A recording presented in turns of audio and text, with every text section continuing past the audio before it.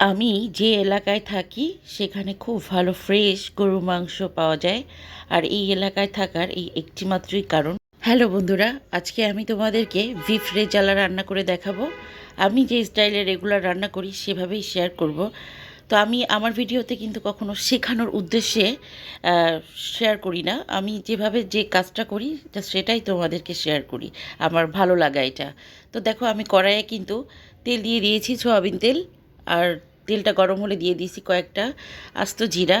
এটা না আমার একটা বদ অভ্যাস, রান্না করতে গেলেই তেলের মধ্যে আস্ত জিরা না দিলে আমার ভালোই লাগে না। তো এরপর দিয়ে দিলাম এলাচ, দারচিনি, আরও দিব লং। তো মশলাটাকে একটু হালকা টেলে নিয়ে এর মধ্যে পেঁয়াজ কুচি অ্যাড করে দিয়ে পেঁয়াজটা ভেজে নিব। আজকে রান্নাবান্নার চ্যালেঞ্জ হচ্ছে আমি অল্প তেলে পুরো রান্নাটা শেষ করব। তো আমি তো ইদানিং চ্যালেঞ্জ নিয়েছি, অল্প তেলে রান্নাবান্না হবে আমার সংসারের। তো শুরুটা করেছি বিফ রেজালা রান্না দিয়ে। তো চলো তোমাদের সাথে শেয়ার করি।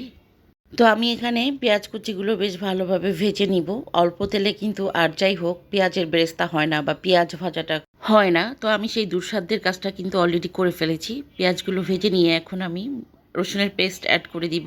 আমি সবসময় রসুন পেস্টটা কিন্তু তেলের সাথে ভালো করে ভেজে নিই। তো এবারটা তো ব্যতিক্রম না। তো আমি এটাই চিন্তা করছি যে অল্প তেলে মশলা আমি কিভাবে ভাজবো। তো যাই হোক, চ্যালেঞ্জ তো চ্যালেঞ্জ। তো আমি এ পর্যায়ে রসুন পেস্ট অ্যাড করে দিচ্ছি। মশলাটা আমি আমার স্বাদ অনুযায়ী দিব। আমি বারবারই বলি, রান্নার কোনো মেজারমেন্ট নাই, টেস্টটা আসলে নিজের কাছে, আর সেইভাবেই মশলাটা অ্যাড করতে হয়। তো আমি রসুনের পেস্টটাকে বেশ ভালোভাবে একটু ভেজে নিয়েছি। এরপর দিয়ে দিলাম আদা পেস্ট, এটাও আমি আমার পরিমাপ মতো দিলাম। কিন্তু এ পর্যায়ে যেটা করলাম আর হচ্ছিল না, তো আমি একটু নর্মাল পানি অ্যাড করে দিয়ে দিলাম আদা পেস্ট আর সেই সাথে জিরা পেস্ট। তো এটাকে আমি ভালো করে কষিয়ে নিব। এ পর্যায়ে আমি এক এক করে শুকনো উপকরণগুলো দিয়ে দিচ্ছি। সর্বপ্রথম দিয়ে দিচ্ছি স্বাদ মতো লবণ। এরপর আমি দিয়ে দিব শুকনো মরিচের গুঁড়া, হলুদের গুঁড়া। এরপর আমি যেটা দিয়েছিলাম ধনিয়া গুঁড়া। তারপর মশলাগুলো কিন্তু বেশ ভালোভাবে কষিয়ে নিতে হবে। আমি কিন্তু মশলাগুলো বেশ ভালোভাবে কষিয়ে নিয়েছি। তো এ পর্যায়ে গরু মাংসগুলো অ্যাড করে দিচ্ছি। মাংসগুলো কিন্তু একটু তেল চর্বিওয়ালা নিতে হবে। আমি এখানে যে মাংসটা নিয়েছি সেটা বেশ ফ্রেশ ছিল এবং তেল চর্বিযুক্ত মাংসই ছিল। এই পর্যায়ে আমি মশলার সঙ্গে কিন্তু মাংসটাকে বেশ ভালোভাবে কষিয়ে নিব। তারপর হচ্ছে ঢেকে দিব। বিফ রেজালা সবসময় পোলাওয়ের সাথে খেতে কিন্তু বেশ ভালো লাগে। তো আমি আজকে পোলাওয়ের সাথেই সার্ভ করব। তো আমি এই পর্যায়ে বারবারই মাংসটা কিন্তু ভালোভাবে কষিয়ে নিব, ঢাকনা দিয়ে ঢেকে উঠিয়ে নামিয়ে নেড়ে চেড়ে অ্যাজ ইউজুয়াল যেরকমটা করা হয়। তো এই তো আমি বেশ ভালোভাবে কষিয়ে নিয়েছি মাংসটা। তো এখন যেটা করব, মাংসটাকে একটু সফট করে রান্না করার জন্য গরম পানি অ্যাড করে দিব। আমার ঘরে সবসময় নরম মাংস খেতে সবাই পছন্দ করে। তো আমি সেভাবেই রান্না করি। তো এরপর নেড়ে চেড়ে ঢেকে দিয়ে কিছুক্ষণ রান্না করে নিব, যাতে কিনা মাংসটা প্রপার সিদ্ধ হয়।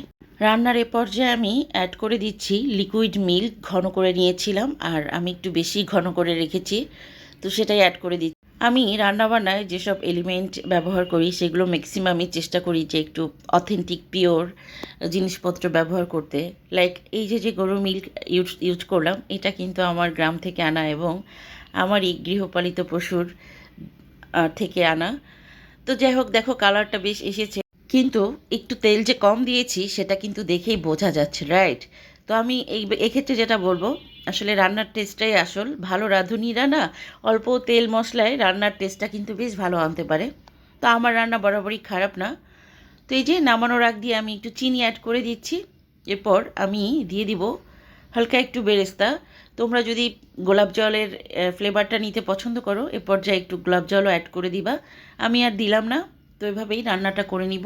তো একদম নামানোর আগে আমি যেটা করলাম, আমি এখানে একটি ফোড়ন মশলা অ্যাড করলাম। এটা কিন্তু তরকারির স্বাদটা বহুগুণে বাড়িয়ে দিবে।